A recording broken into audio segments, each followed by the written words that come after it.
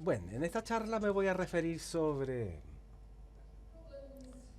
problemas, incertidumbres y la detección de papilidemia, pero también en áreas de incertidumbre también y trastornos, incluso en los pacientes donde se ha identificado el papilidemia y se está tratando de decidir cómo investigar y gestionar y manejarlo. Primero que todo, ¿cómo podemos detectar papilidemia? ¿Cuál es la definición de papilidemia, primero que todo? Es es hinchazón del disco óptico bilateral que también aumenta la presión intracraneal. La razón de por qué es importante, por supuesto, porque papilodemia puede ser un signo de trastornos que pueden peligrar la vida, como tumores cerebrales o hidroquéfalus, que también trombosis e incluso meningitis. Aunque las cosas que se está tratando de distinguir, o sea, polipidemia, de pseudopapilidemios o algún tipo de mímica, como discos, disclusión también del disco.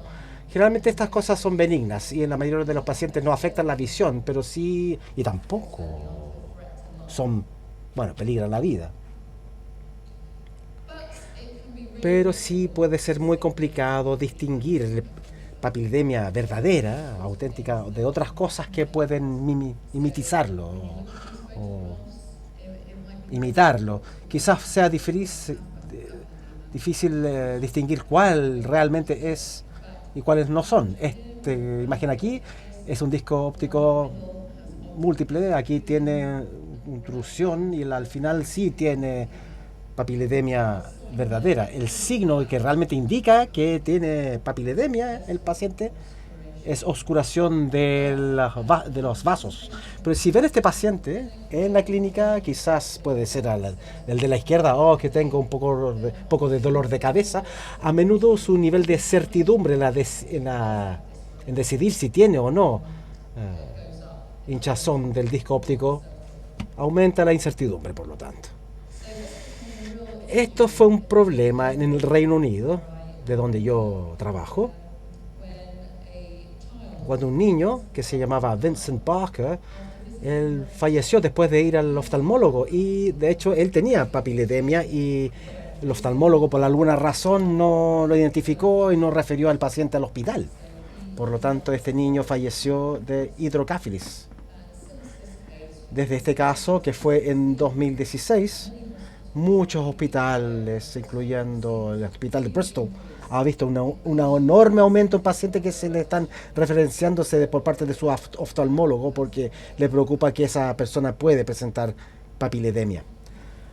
Ahora, nos preguntábamos si esto podría ser algo positivo en la razón de que si ingresan más personas, se les refiere al hospital con papilidemia, quizás ahí estamos mejorando en reconocer los tumores cerebrales, quizás sea un resultado positivo, aparte de, obviamente, en la lista de espera y esperando una hora, cosas así, esas cosas negativas. Así que verificamos el, base de datos de registros de pacientes con cáncer en el Reino Unido para ver cuántos tumores cerebrales se estaban diagnosticando cada año.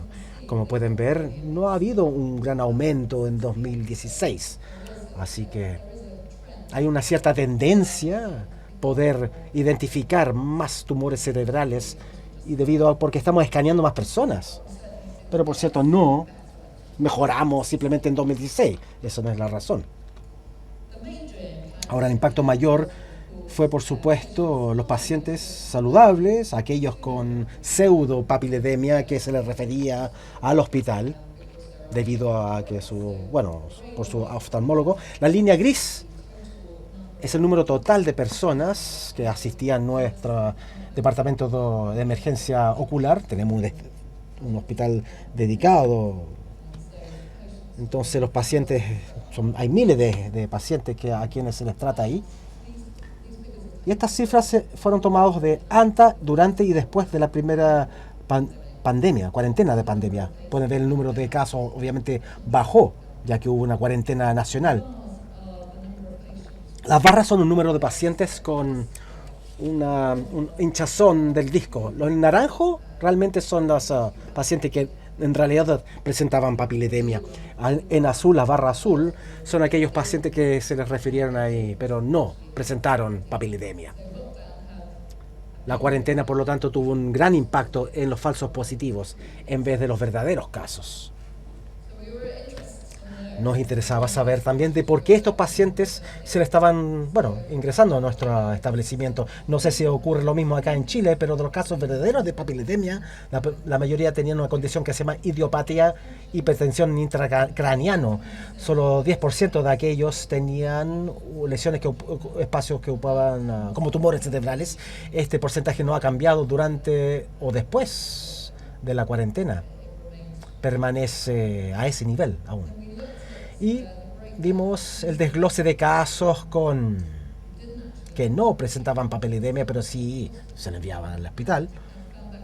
Y 60% tenían discos normales, se pudo examinar, pero muchos se habían quejado de dolor de cabeza. Entonces, ya que se quejaron de ese dolor, el nivel de incertidumbre del oftalmólogo aumentaba. Así que enviaban a esos pacientes a nosotros. Los tipos de pacientes que vemos en nuestro hospital en Bristol son aquellos con dolores de cabeza o papilidemia normal y discos pseudo papilidemia. Algunos los casos auténticos quienes realmente podrían ser asintomáticos incluso. Ahora, ¿por qué se puede obtener pacientes asintomáticos con papilidemia? De verdad, es porque por lo menos las etapas tempranas, cuando hay un crecimiento en el cerebro, la circulación del volumen sanguíneo, el CSF, se autorregula. Por lo tanto, el cerebro puede reducir el volumen sanguíneo y reducir también CSF para así compensar el hecho de que hay un crecimiento ahí. Por lo tanto, para comenzar, en las etapas tempranas solamente hay un aumento lento en la presión intracraneal. Y luego el umbral, se llega al umbral, donde la presión intracraneal puede aumentar mucho más rápidamente. Y el paciente, sí, obviamente, de asintomático, va a tornar sintomático. Y los síntomas que hay que verificar siempre, se puede desglosar en aquellos que son visuales y otros más neurológicos. Dolor de cabeza, obviamente, náusea y vómitos, tinitis pulsátil o neurología, signos neurológicos focales y otros signos como parálisis del sexto nervio. Y aquellos pacientes también puedan doble visión debido a parálisis o visión borrosa, de oscuración. También fotopsia pueden ocurrir de luces que también brillantes que se pueden ver, y en casos más severos o crónicos ahí se reduce la agudeza del campo visual. Pero el dolor de cabeza por sí solo no es un buen índice o síntoma predictivo de algo, tal como un tumor cerebral. Por lo tanto, en este estudio lo que se examinó fueron diferentes síntomas neurológicos y cómo se podían predecir si es que el paciente podría tener un tumor cerebral subyacente. Y solo 2 de 1000 pacientes con dolor de cabeza presentaban un tumor cerebral. Entonces, si un paciente solamente tiene un dolor de cabeza y no presenta ningún otro signo o síntomas clínicos, bueno, es muy poco probable que tengan un tumor cerebral. El tipo de síntomas que aumenta el riesgo, sin embargo, son trastornos, confusión, debilidad. También tiene algún tipo de confusión, problemas al hablar y también ataques también. Y esto, si ven esto, aumenta obviamente el riesgo de que ese paciente tenga un tumor subyacente. Y no nos sorprende que el dolor de cabeza no sea un buen indicio, porque los dolores son bastante comunes. La Organización Mundial de Salud dice que el 58% de la población de personas en el mundo presentaron ya dolor de cabeza, y hay diferentes dolores de cabeza. El más común es de tensión o migraña. Pero no olviden de que alta presión también, elevada presión puede causar dolor de cabeza, y también es una causa importante de presión intracraneal también. Cuando yo capacito a las personas en mi clínica, me gusta decir que tienen que buscar signos positivos de papilidemia. Entonces, a lo que me refiero es que estas cosas acá, hinchazón de la capa de la fibra del nervio, o la pérdida de la copa presente, una hiperemia, que significa que los vasos sanguíneos que se pueden ver ya están dilatadas, que también puede ser más tortuosos o diferentes, con más curvas. También pulsaciones venosas espontáneas están ausentes. Cuando ahí significa que tienen una presión intracraneal normal. Obviamente hemorragias y puntitos o hemorragias con formas de llamas, también todas esas cosas normales que ocurren con papilidemia, pero no con pseudopapilidemia. Tenemos imágenes oculares que nos pueden ayudar también a distinguir causas de pseudopapilidemia. Ultrasonido es uno de estos. Si está calcificado, se puede también ver con ultrasonido. Imágenes autofluorescentes puede también identificar truismo también, fluorescentes, y tenemos OCT ahora, especialmente es OCT con profundidad aumentada, donde se puede ver ese tipo de hiporreflexión, algún tipo de que es típico de obstrucción con un perfil autorreflectante. Ahora recientemente este fenómeno de hiporreflectivo peripapilaridad ha sido descrito, es muy diferente del druismo, pero puede elevar la superficie del nervio óptico. Es una varianza diferente y cuando las fibras ópticas del nervio óptico han prolapsado por la curvosa, lamina curvosa. Todas estas técnicas de imágenes pueden ser útiles. El problema es que ninguna de estas es 100% específico o sensible a la detección de papilodemia o causas de pseudopapilodemia, debido a que inicialmente, por lo tanto, el drusen no están calcificados, por lo tanto se puede perder. O ultrasonografía se puede perder, a veces no pasan desapercibidos. También se puede pasar para drusen que están enterrados ahí. No está diseñado para poder identificar el drusen porque bloquean la transmisión de la luz, el drusen ahí. Entonces, se tratando de detectar la ausencia de luz, más que algo que se puede visualizar con OCT. Entonces, en Bristol estamos ahora tratando de ayudar la situación con un estudio de investigación que comenzamos, donde estamos tratando de desarrollar directrices y pautas y cómo distinguir papilidemia de pseudopapilidemia. Sistemáticamente estamos revisando la evidencia para poder así tratar de determinar cuáles de estas técnicas de imágenes oculares podrían ser las mejores, tanto por sí solos o en combinación, para poder detectar la papilidemia. Y eso es lo que estamos haciendo en este momento. Hay miles de estudios que nos comenzamos a revisar durante la primera etapa en 2500, de hecho. Y ya hemos ahora 50. Lo hemos reducido a 50. Nuestra intención es llevar a cabo una meta-análisis, por lo que yo sí pudiese indicarles ahora, donde estamos con estas revisiones sistemáticas, es que OCT y ultrasonidos utilizan más que nada en técnicas óculo-imágenes. OCT sí tiene mejor especificidad y menor sensibilidad en cuanto a los estudios. El ultrasonido sí tiene buena sensibilidad, pero menor menos específico.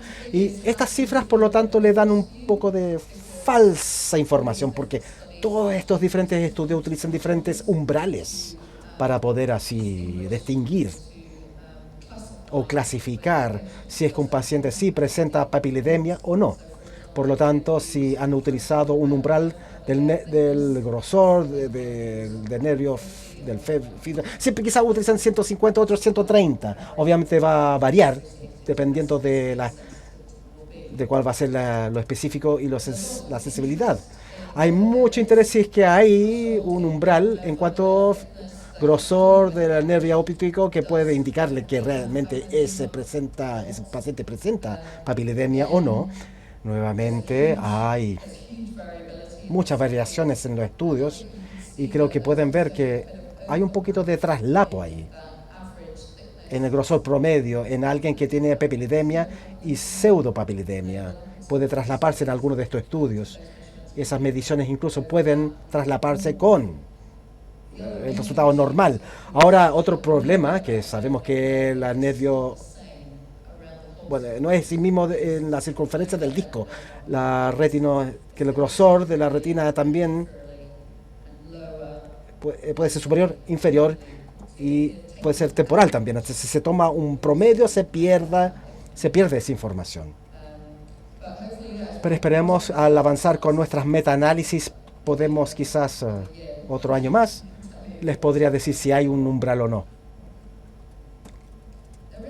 Sí hay muchas informaciones cualitativas ahí que podemos obtener de OCT, como le mencioné previamente, el tipo de la aparición de Druis, ¿no? En OCT, en imágenes cruzadas de OCT, se puede detectar edemas dentro de las capas retinales y eso es un buen signo de se está deshinchando el disco. Utilizando el escaneo de 3D se puede verificar todo el contexto, toda la proporción.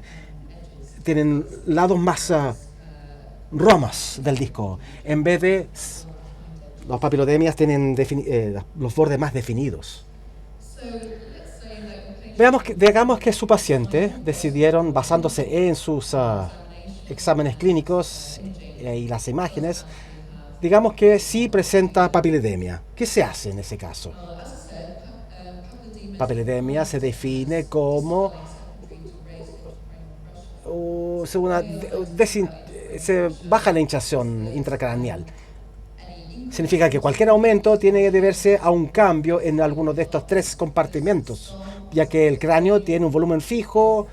Ahora sí, a un aumento en tejido cerebral o volumen CSF, o un aumento en el volumen sanguíneo. Estas cosas todos llevarán a aumentar la presión. Por lo tanto, así yo podría desglosar las causas potenciales en aumento de presión craneal, intracraneal, también el volumen cerebral, como los tumores cerebrales. Muy pocas veces aumenta un aumento en producción de CSF desde un tumor. Generalmente se tiene un aumento en el volumen CSF desde un flujo exterior, una obstrucción en CSF, flujo externo un flujo debido a hidrocéfalis, o hemorragia o infección. Por lo tanto, el mecanismo con trombosis del sino venoso. No olviden de que hipertensión maligna como causa de aumento de presión intracraneal. Así que siempre verifiquen la presión sanguínea de sus pacientes. También existe una categoría de pacientes muy diferentes que mimetizan el aumento de presión intracraneal. Sí lo tienen, un aumento de presión, pero no es porque tienen un tumor cerebral o hidrocaéfilis, sino que quizás uno de estos factores de riesgo. Medicamentos, generalmente vitamina A que contiene medicamentos, ese tipo de medicamentos que pueden aumentar la presión, hipoxia, o desbalance o desequilibrio de los electrolitos. Y cuando se excluye todas estas causas potenciales de aumento de presión junto con sus investigaciones, tenemos esta categoría, por lo tanto, de pacientes con hipertensión idiopático, que por lo menos se asocia con obesidad. Por lo tanto, cuando se investiga a sus pacientes, uno quiere estar examinando estas causas potenciales. Ver la presión sanguínea. Chequear también neuroimágenes, ya sea MRI o CT, o combinado con fenografía también para buscar venous sinus. Todas estas cosas que pueden surgir de trombis del sino venoso. Y papilodemia, como les dije, es aumenta la presión intracraneal, entonces ahí se baja la hinchazón, es bilateral, pero puede afectar un ojo y después el otro, y muy pocas veces afecta un ojo y no el otro ojo. Muy pocas veces tendrá solamente un ojo con este trastorno, pero los pacientes que tienen una hinchazón bilateral o no tienen un aumento de su presión intracraneal, entonces el diagnóstico diferencial es diferente. Hay pistas también en el examen ocular y su historial. Por lo tanto, los pacientes que sí tienen papilidemia generalmente en las etapas tempranas, por cierto, su visión es normal, su visión de colores mismo no necesita un REAPPD, pueden haber algunas síntomas sistémicas. Ahora con hinchazón del disco óptico unilateral, bueno, ahí su visión sí se reduce, que causa algo dentro del ojo. Así me gusta decirlo, o simplificarlo en mi cabeza. Quizás pueden un RAPD, quizás se reduce la visión o el color y no van a tener síntomas sistémicas generalmente. El diagnóstico diferencial aquí es nuevamente diferente, se busca causas de una neuropatía óptica, por lo tanto puede ser la compresión, isquemia, neuropatía, antiisquemia, que es inflamación, o dimelinación, como recién hablamos, que causa neuritis típica de la óptica, infecciones también, infiltración desde la leucemia o linfomas o trauma, aunque eso sería obvio, obviamente, de los antecedentes. Neuropatía nutricional neurotóxica también crea la hinchazón, y cambios hormonales también, generalmente diabetes, o algo de la tiroide o causas genéticas. Por lo tanto, nuevamente hay que investigar los antecedentes clínicos. Aquí se está haciendo un MRI, un escaneo CTI para ver la presión del nervio óptico en sí, en vez de un tumor cerebral. Y pruebas sanguíneas también buscan estas causas potenciales, así que incluyendo causas como sífilis, toxicara, etc. ¿Y qué se hace entonces cuando uno se convence que ya el paciente presenta papilodemia? Ya se investigó. ¿Qué se hace después? Aquí me gustaría ilustrar el nivel de incertidumbre que aún existe para estos casos. Incluso cuando ya tienen papilodemia que amenaza la visión. Esta es una mujer de 26 años que llegó a nuestro hospital con historial de dolores de cabeza, diplopia, tenía una parálisis del sexto nervio, tinnitus también, presión normal, sobrepeso, su agudeza visual fue reducido y su visión de colores normal sin RPD. Pero tenía hiperteroides. Ahora sus resultados muestran puntos ciegos que aumentaron de tamaño, y tenemos neuroimágenes normales y presión intracraneal muy elevada en su puntura limbar. Estos son sus discos, por lo tanto, muy hinchados, oscuración o oscuros los vasos, hay hemorragia alrededor del disco y se pierde la copa aquí. Y pueden ver que el fluido se está extendiendo hacia el fibia. Por lo tanto, esto amenaza la visión y hinchazón del disco. ¿Qué se hace entonces con este caso? Comenzaría una citosolomía, acetazolamide, que pierda el peso, que quizás por eso aumenta la presión, o no fenestración de la vaina del nervio. ¿Qué se hace? ¿Un stent o un shunt? ¿Qué se hace? ¿Cuál sería la práctica aquí en Chile? Me gustaría saber.